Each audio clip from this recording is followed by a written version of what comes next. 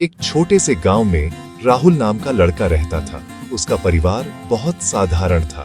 पिता खेतों में काम करते थे और माँ घर संभालती थी। घर की आर्थिक स्थिति इतनी अच्छी नहीं थी कि राहुल को बड़े सपनों के बारे में आसानी से सोचा जा सके, लेकिन राहुल के अंदर कुछ अलग था, एक अडिग आत्मविश्वास और अपने सपनों को पूरा करने की आग। राहुल का सपना था एक बड़ा इंजीनियर बनना और अपने परिवार की जिंदगी बदल देना। लेकिन गांव में स्कूल की सुविधाएं बहुत सीमित थी।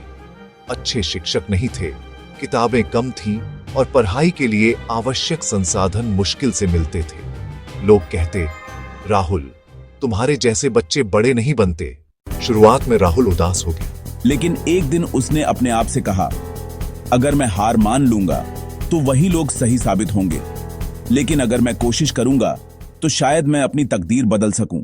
राहुल ने अपनी दिनचर्या बदल दी। सुबह जल्दी उठता, खेत में मदद करने के बाद दिन भर पढ़ाई करता और शाम को फिर से नोट्स और किताबों के साथ लग जाता। शुरुआत में बहुत कठिनाई आई।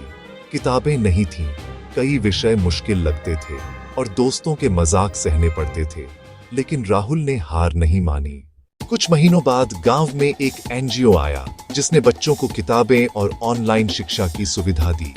राहुल ने इसे अवसर समझा और दिन रात मेहनत करना शुरू किया। उसने पुराने नोट्स, इंटरनेट और खुद की समझ से विज्ञान और गणित में खुद को तेज किया।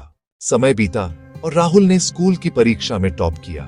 उसके माता पिता की आंखों में खुशी और गर्व दोनों थे। लेकिन असली चुनौती अब शुरू हुई। शहर के बड़े कॉलेज में प्रवेश। वहां उसके सहपाठी बहुत अमीर और संसाधनों वाले थे। राहुल को कई बार लगा कि वह उनके मुकाबले कमजोर है, लेकिन उसने खुद को याद दिलाया, मैं गांव से आया हूं, मैं संघर्ष जानता हूं, मैं हार नहीं मानूंगा। धीरे धीरे राहुल ने अपनी मेहनत से सभी परीक्षाओं में सफलता पाई। उसके प्रोजेक्ट और नवाचार प्रोफेसरों को चौंकाने लगे।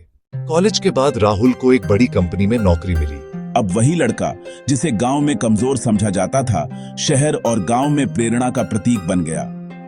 उसके संघर्ष और मेहनत की कहानी ने कई बच्चों को अपने सपनों की ओर बढ़ने के लिए प्रेरित किया।